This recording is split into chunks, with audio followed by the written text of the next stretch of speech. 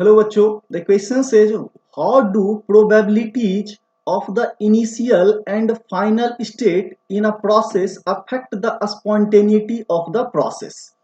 तो देखो बच्चों, यहाँ पे हम बात करेंगे स्पॉन्टेनिटी ऑफ द प्रोसेस की, right. That is your spontaneous process. इसको सिंपली क्या बोल सकते हो कि स्पॉन्टेनियस प्रोसेस।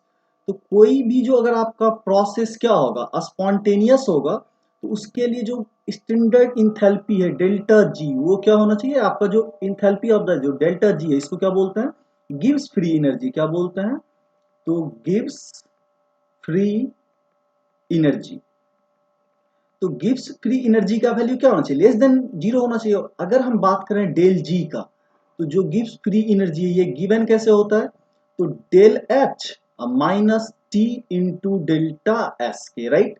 सॉरी गाइस, तो यहाँ पे आपको क्या लिखना है, टी इंटू डेल्टा एस के। तो ये वैल्यू क्या होगा, डेल्टा जी को भी बोलते हैं delta H minus T delta S, right.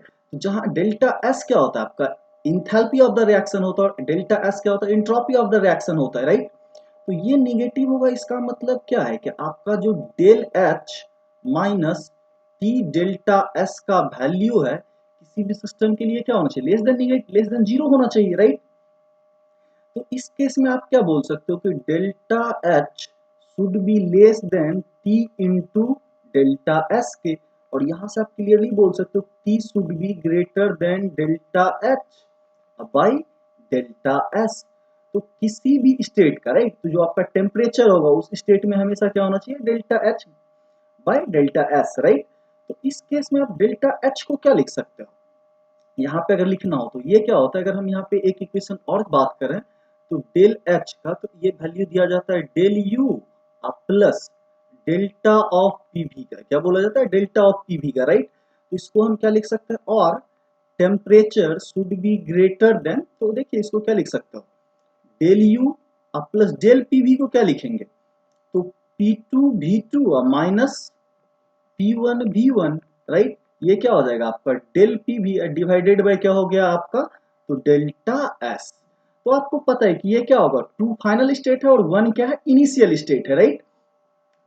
तो हमेशा ही जो ये वैल्यू है ये क्या होना चाहिए, del U plus P2 V2 minus P1 V1 by del S, this value should be always less than the temperature, right. तभी वो रिएक्शन क्या हो पाएगा, स्पॉन्टेनियस हो पाएगा। और P2 V2 को आप क्या लिख सकते हो, nRT1, right, nRT1 minus nRT2। या आप ऐसे भी बोल सकते हो कि जो टेम्परेचर होगा वो ऑलवेज इस कंडीशन को क्या करना चाहिए, फॉलो करना चाहिए।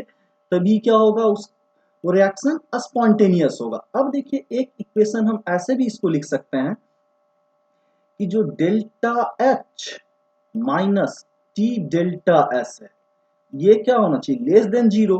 तो इसमें आप कुछ कंडीशंस मेंशन कर सकते हो कि क्या सब प्रोबेबिलिटीज हैं। तो डेल एच अगर आपका क्या है, निगेटिव है, और डेल एस पॉजिटिव है, राइट, डेल एस क्या है, पॉजिटिव है, तो ये वैल्यू ऑलवेज निगेटिव होगा। तो रिएक्शन क्या होगा, ऑलवेज स्पॉन्टेनियस होगा, राइट। सिमिलरली अगर देखो ये क्या होगा, ऑलवेज स्पॉन्टेनियस। सिमिलरली अगर डेल एच पॉजिटिव हो जाए और डेल एस, तो इस कंडीशंस को आप क्या कर सकते हो, चेक कर सकते हो अलग अलग कंडीशन के लिए कि क्या स्पॉन्टेनिटी का आएगा। तो बस आपको एक ही कंडीशन ध्यान रखना है कि del H minus T del S should be less than zero for a reaction to be spontaneous. So I hope you all guys understand it well. Thank you. Stay tuned.